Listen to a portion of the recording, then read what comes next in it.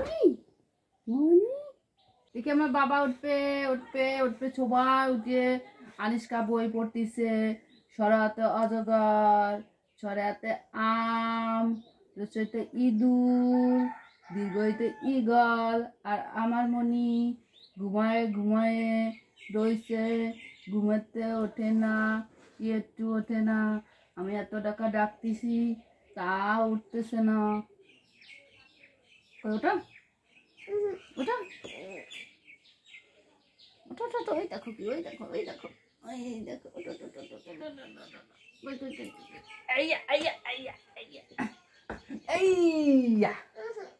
দেখে দেখে দেখে আমার মনে হয়েছে এই পেট কাবার জামা গাইতেছে আমার মনে হাফ জামা গাইতেছে চুল টুল কি অবস্থা আছে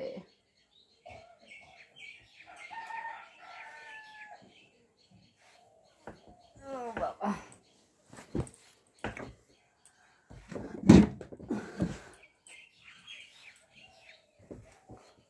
গুড মর্নিং বন্ধুরা সবাই কেমন আছো আশা করছি সবাই খুব ভালো আছো আমরাও ভালো আছি আর দেখো আজকে সকালবেলা মেয়েকে এখন ঘুম থেকে ডেকে তুললাম ও উঠতেছিল না আশেপাশে সব বাচ্চারা একটু সকাল সকাল ঘুম থেকে ওঠে কিন্তু আমার মেয়েটা একটুও সকালে ঘুম থেকে উঠতে চায় না তো ওকে আমি ডেকেই তুললাম যাতে সকালে উঠে একটু বইটই পড়তে পারে এখনও চোখে ঘুমই আছে ঠিক আছে আর আজকেও বৃষ্টি সারা রাতেই টাপটুপ করে বৃষ্টি পড়ছে সকাল থেকেও মেঘ মেঘ আছে তবে এখনও বৃষ্টি পড়েনি তো সেই সুযোগে গরুর ওখানটা পরিষ্কার করলাম বাইরের আর কি যা যা বাইরের কাজ থাকে সেগুলো করলাম কমপ্লিট করলাম করে এখন যাব রান্না করতে আজকে ভাবছি যে একবারে রান্নাঘর থেকে রান্না করে নিয়ে আসবো যাতে রাত্রে আমাকে আর রান্না না করতে হয় হ্যাঁ বৃষ্টির দিন আর রাত্রেবেলা বৃষ্টি হলে কি হচ্ছে ডাক দিচ্ছে জোরে জোরে ডাক দিচ্ছে তারপরে বিদ্যুৎ চমকাচ্ছে তো সেই ভয়তে না রান্নাঘরে যে একা একা রান্না করা হচ্ছে না মানে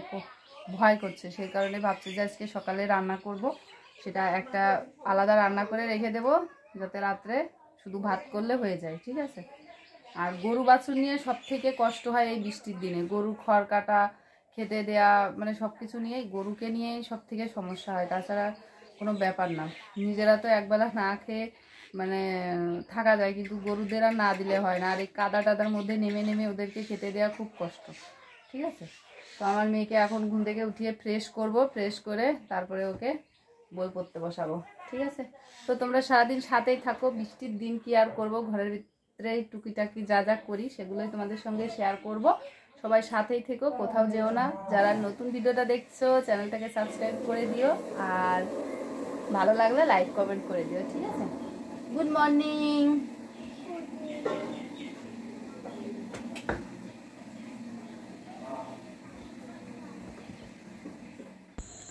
তো দেখো বন্ধুরা আজকে সকালে রান্না হচ্ছে মুগের ডাল দিয়ে মাছের মাথা দিয়ে মুড়ি ঘন্ট তো সেটাই রান্না করছে এখন হচ্ছে গিয়ে ডালটা মানে সম্বারা দেওয়া হয়ে গেছে অর্থাৎ বাগার দেওয়া হয়ে গেছে ঠিক আছে তো রান্না বান্না করে খাওয়া দাওয়া হয়ে গেছে এখন এই যে যাচ্ছি আমার বাড়িতে যে পোষা না বলবো না পুষেছি সেরকমটা না তো যেহেতু ওরা থাকে ওদেরকে তো খেতে দিতে হয় তো ওদেরকে খেতে দিতে গেলে হয় কি এই কালো কুকুরটা হচ্ছে ওই যে বাদামি রঙের যে কুকুরটা কটা মতো ওটা হচ্ছে গিয়ে এর বাচ্চা তো ওকে একদম খেতে দেয় না যেই খেতে দিক এই কালোটা গিয়ে সব একা এক খায় কিন্তু ওই যে কটা কুকুরটা ওকে খেতে দেয় না সেই জন্য আমি যখন আসি অন্যান্য কেউ তো আর খেতে দিয়ে দাঁড়িয়ে থাকে না দিয়ে রেখে চলে যায় আর আমি যখন খেতে দিতে আসি তখন এরকম দাঁড়িয়ে থাকি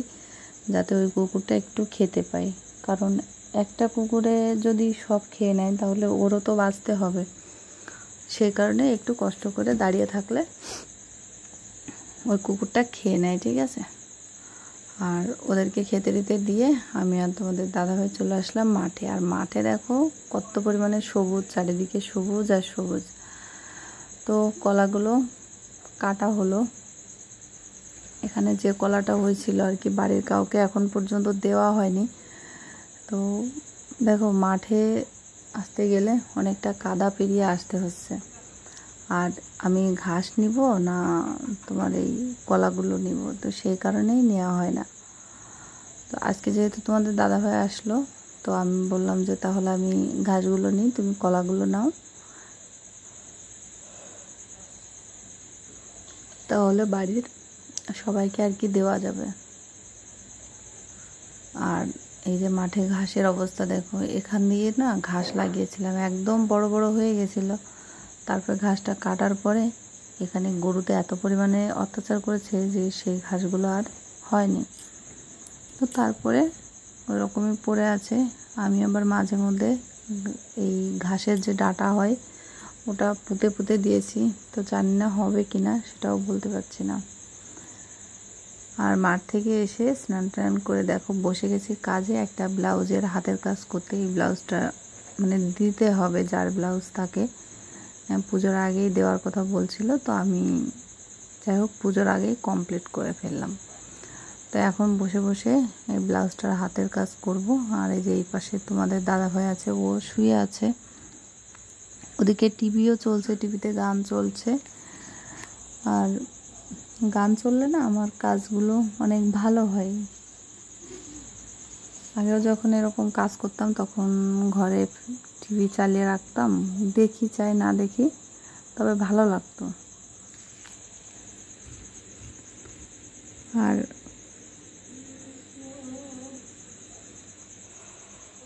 আজকে একটা লোক বলল যে কাজ না করে খাওয়া যায় না, তো কেন বললো বলো তো? আমি এই যে কাজটা করি এটা কিন্তু অনেকটা ধৈর্যের কাজ, বা সময় লাগে অনেকটা। আর গেছিলাম একটা দোকানে সুতা কিনতে, তো উনি বললেন যে কী কাজ করেন, এটা কি বাড়িতে করা হয়? তো বললাম যে হ্যাঁ টুকটাক করি। তো বলছে যে বসে বসে খাওয়া যায় না নাকি। আচ্ছা বলো তো, বসে বসে তো খাওয়া হয়েই যায়, কিন্তু চলাফেরাটা, অন্যান্য অনেক খরচ লাগে যেগুলো সবসময় স্বামীর কাছে হাত পাতা না খুব কষ্টের হয়ে যায়। তো আমাদেরকে এমনিতেও হাত পাততে হয় না, আমাদের বাড়ি থেকে বেরিয়ে রাস্তা রাস্তায় প্রচুর গর্ত থাকে, তো তার জন্য আমাদেরকে হাত পাততে হয় না। আর একটা কথা কি, নিজের যেটুকু সামর্থ্য আছে তার মধ্যে যদি একটা কাজ আমি করে খেতে পারি, তো আমি লোকের দ্বারস্থ হব কেন, বা লোককে ঠকাবই বা কেন?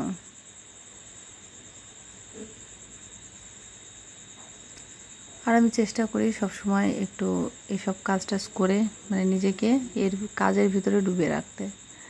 কারণ যখন অলস হয়ে বসে থাকি না, তখন মাথার ভিতরে অনেক কিছু ঘুরপাক করে। তো সেই কারণে চেষ্টা করি সবসময় একটু কাজের ভিতরে থাকতে। তো মোট 3টা ব্লাউজের হাতের কাজ করতে হবে, তো আপাতত আমি এটাই করছি, কারণ এটা দিতে হবে। আর যে 2টা আছে ওনাকে খবর দেওয়া হয়েছে, উনি যেদিন আসবে সেদিন নিয়ে যাবে, ঠিক আছে?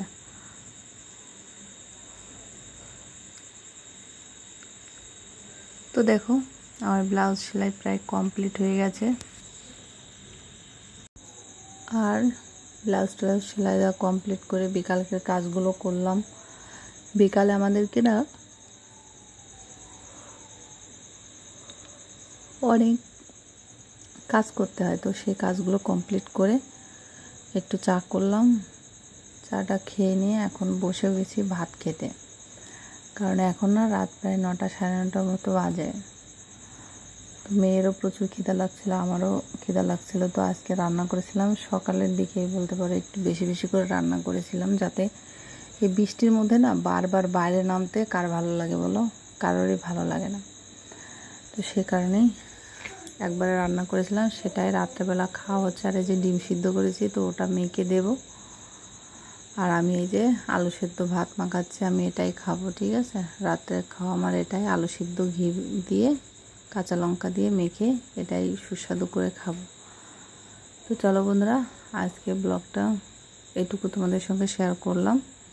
তো নেক্সট ভিডিওতে আবার তোমাদের সঙ্গে দেখা হবে। তোমরা সবাই ভালো থেকো, সুস্থ থেকো, সবাই সাবধানে থেকো। তো তোমাদের সবাইকে শারদীয়ার অনেক অনেক শুভেচ্ছা ও ভালোবাসা রইল। তো চলো, গুড নাইট বন্ধুরা। খাওয়া দাওয়া কমপ্লিট করি, তারপর অনেক কাজ থাকে, সেগুলোও করতে হবে। ঠিক আছে, বাই সবাইকে।